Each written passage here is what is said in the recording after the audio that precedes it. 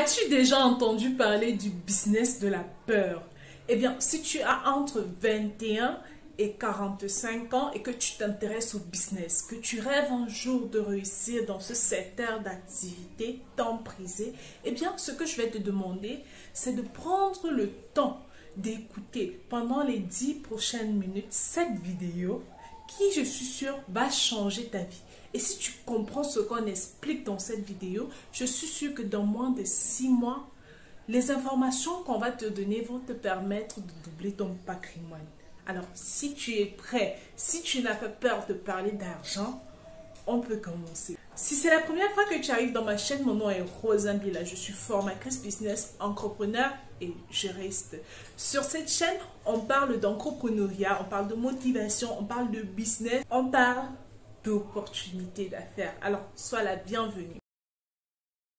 Un business de la peur ou business de la sécurité, c'est tout simplement un business dans lequel une personne se lance tout simplement parce que il ou elle a reçu un financement ou alors a réussi à réunir son propre financement et veut commencer dans un business de vente au détail.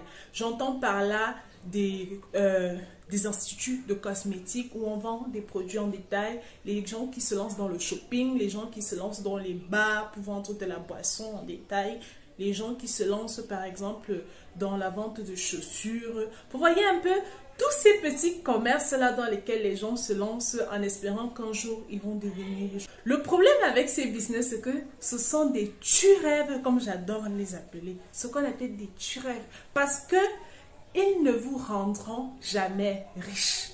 Je dis ça même si ça peut blesser quelqu'un. Les petits business que vous faites ne vous rendront jamais riches. Du moins, si vous réussissez à faire un exploit, vous aurez une voiture, une maison et c'est tout en fait. Vous allez dépendre, vous serez obligé de fonctionner avec ce business-là jusqu'à la fin de votre jour en fait. Donc vous ne serez jamais riche comme vous voyez les gens à la télé, là, des personnes qui sont capables de se déplacer comme ils veulent et laisser les gens gérer. Vous serez toujours là en train de devoir surveiller. Vous voyez un peu? Alors, pourquoi est-ce que ce genre de business ne vous rendra jamais riche? C'est tout simplement à cause de plusieurs éléments que je vais vous expliquer dans cette vidéo. Le premier élément qui fait en sorte que les business de sécurité ne vous rendent pas riches, c'est tout simplement parce que ces business-là ne correspondent pas au principe de création de la richesse. Alors, c'est quoi la création de la richesse? C'est tout simplement le processus qui vous permet de transformer quelque chose, de prendre une chose dans son état brut ou second et d'y ajouter de la valeur ajoutée pour pouvoir le commercialiser. Je prends un exemple. D'un côté, nous avons le cacao. Si on prend le cacao par exemple, celui qui vend le cacao a moins de bénéfices que celui qui le transforme en beurre de cacao. Et pourtant, celui qui prend ce même cacao-là et le transforme en chocolat, a non seulement l'huile de cacao, le beurre de cacao, mais également le cacao lui-même, ce qui fait en sorte qu'il va le vendre plus cher et il aura tout simplement beaucoup plus de bénéfices et pourra donc devenir riche. Vous comprenez? Alors, on va expliquer la même chose sur les vêtements, celui qui fait du shopping. Imaginez une personne, vous allez dépenser sur le local, vous allez dépenser sur la climatisation, vous allez dépenser sur l'électricité, vous allez dépenser, par exemple, si vous avez même la chance d'avoir des employés, vous allez devoir les payer. Et par vêtement, vous n'attendez qu'un bénéfice de 5 000 francs. Ce qui est petit. Combien de vêtements allez-vous vendre par jour? Et combien d'efforts vous faudra-t-il? Le jour où vous fermez boutique, est-ce que vous allez toujours être capable de recevoir ce genre de bénéfices? Non. Cela veut dire que vous n'apportez pas vraiment, vous ne gagnez pas vraiment, vous n'êtes pas l'élément qui gagne le plus dans la chaîne alimentaire. Et nous tous, on sait que quand vous réussissez à avoir 5 000 francs de bénéfices sur un produit, ça veut dire que vous faites vraiment quelque chose de grand. Vous comprenez un peu. Le troisième exemple que nous allons prendre, c'est celui du bar. Vous allez vous lancer dans la vente des boissons, des bières et des jus. Vous aurez combien par boisson? Vous avez peut-être 100 francs, 500, bref. Peu importe la quantité que vous aurez, ce qui est sûr, c'est qu'à la fin du mois, vous n'allez pas réussir à faire une marge très grande.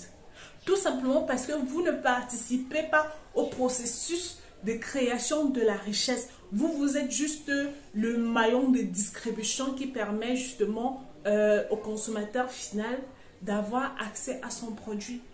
Cela ne veut pas dire que l'industrie de la bière ne génère pas des multimilliardaires. Au contraire, c'est tout simplement ceux qui participent à la création de la valeur ajoutée qui bénéficient. Prenons un exemple justement avec la bière quand on parlait tout à l'heure.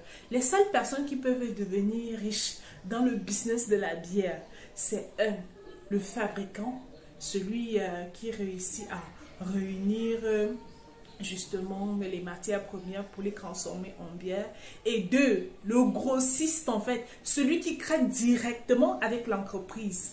C'est-à-dire que lui, il va prendre à l'entreprise et puis il permet aux mini-distributeurs, aux détaillants d'avoir accès à tout à la bière en fait. Vous comprenez? Prenons un autre exemple pour qu'on puisse comprendre, pour que je puisse mieux expliquer. Ceci est un livre. Les deux personnes qui peuvent être riches avec ce livre, ce n'est pas le vendeur de livres, non. C'est l'écrivain et l'éditeur. Vous comprenez un peu? Ça s'appelle le processus de création de richesse. Prenons un autre exemple. On va prendre quoi? Laissez-moi voir. Je crois qu'il y a... Voilà. Désolée. Rosa qui crée toujours le bazar. Ceci, c'est un téléphone. Vous voyez, c'est un téléphone de la marque Tecno. Alors, la seule personne, les deux personnes qui peuvent devenir riches dans le business de ce téléphone, c'est celui qui fabrique ce téléphone, à savoir la marque Tecno, et de 2, celui qui a signé un contrat, par exemple dans le cas d'un pays d'Afrique, le Cameroun, pour représenter cette marque ici. Les petits détaillants là n'auront droit à rien.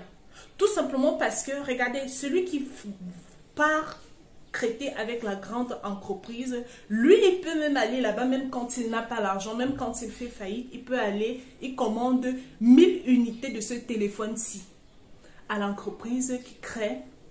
Et il aura juste besoin de venir donner aux détaillants, à ceux qui vendent en détail dans les boutiques de téléphone et tout le reste. Et ces détaillants-là vont lui donner de l'argent. Et qu'est-ce qu'il va faire une fois qu'il réussit à avoir cet argent-là? Il enlève son bénéfice et il envoie le reste de l'argent au fabricant en fait. Vous voyez un peu? Ça veut dire que si vous voulez vous lancer dans le business, si vous êtes vraiment intéressé à devenir riche en faisant du business, vous devez être dans le maillon de la création de la valeur ajoutée en fait, ou alors dans le maillon de ceux qui créent directement avec l'entreprise. Mais c'est pas facile, hein? C'est pas facile de signer un contrat avec ce genre de marque. Je prends un exemple, la personne qui a dû entrer en partenariat avec la marque Tecno pour distribuer en Afrique, cette personne-là a dû dépenser beaucoup de milliards ou beaucoup de millions en fait. Il faut de gros investissements. Vous, avec votre petit capital de 2 millions, je ne suis pas sûre que ça puisse faire ça en fait. Vous comprenez un peu? C'est pour ça que lorsque vous ne pouvez pas vous permettre ça, vous pouvez faire des choses comme vous lancer vous-même dans la création de quelque chose. On a la chance qu'en Afrique, on a la matière première. Donc, vous pouvez créer vous-même de la richesse, en fait.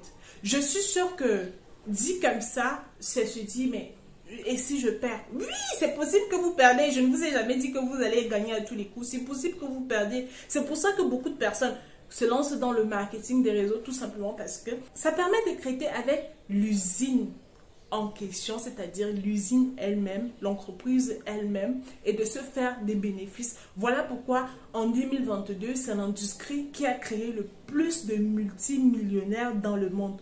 Vous comprenez un peu? Donc, arrêtez lorsque vous voulez vous lancer dans le business de chercher un peu. Je vois souvent comment quand les gens viennent me contacter, ils disent, mais je suis allé sur Facebook, j'ai cherché idée business à faire en Afrique, j'ai vu qu'on pouvait vendre ceci et on gagne de l'argent. Ça, c'est bien pour un début, hein. C'est-à-dire que lorsque vous voulez commencer, vous commencez par là pour pouvoir multiplier votre argent. Ça, c'est bien. Mais si vous voulez upgrade, augmenter de niveau, il va falloir changer de stratégie, il va falloir entrer dans le processus de la création de richesse, il va falloir être l'un des maillons forts de cette création-là. Si vous n'êtes pas celui qui fabrique, soyez au moins celui qui a le contrat exclusif pour pouvoir permettre aux détaillants de les avoir. Ne vous enfermez pas.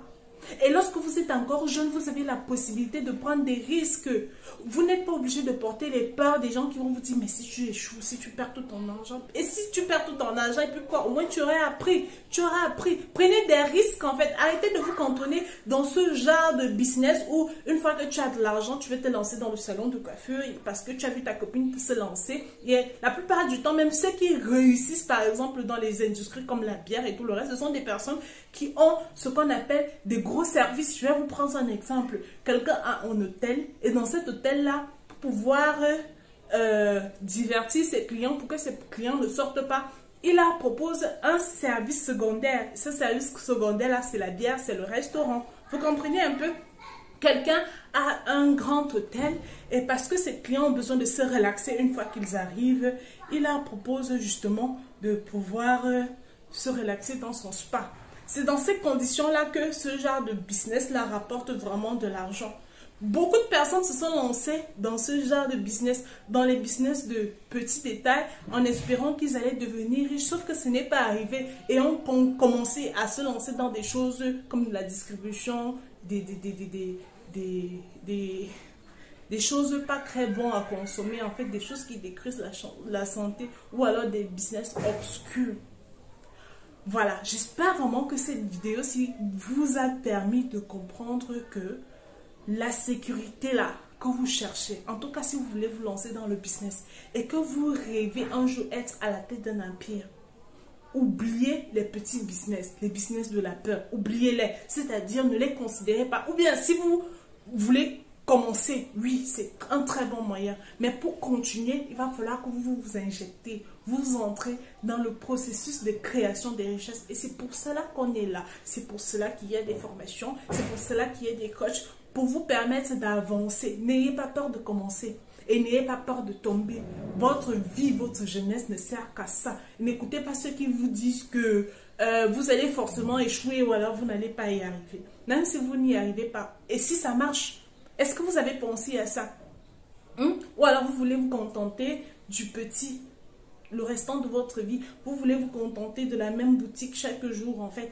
C'est-à-dire que vous voulez vous contenter de la même petite boutique. Ceux qui réussissent même dans le marché de la distribution, ce sont des personnes qui font en gros comme les supermarchés. Là, eux également, vous voyez, eux également, ils partent traiter directement avec les entreprises sources. C'est pour ça qu'ils réussissent à gagner gros. Mais vous, avec votre petit capital, vous n'allez pas pouvoir réussir. Vous n'allez même pas tenir. Au moindre petit problème de famille que vous aurez ou d'urgence médicale que vous aurez, vous allez prendre tout votre capital et mettre là-bas. Pourtant, celui qui fait en gros là, celui qui vend en gros là, même quand il n'a pas de capital, l'entreprise peut lui envoyer la marchandise gratuite. Même l'entreprise qui fabrique, le jour où elle n'a pas l'argent pour injecter, ceux qui fournissent la matière première peuvent fournir cette matière première là gratuite, à crédit, autant pour moi. Et une fois qu'elle aura réussi à vendre, elle pourra rembourser. Donc, voilà. Au moins, vous avez déjà le secret. Ça semble si facile. Mais c'est parce que justement c'est facile. Il n'y a rien de compliqué, il n'y a rien de sorcier dans le business.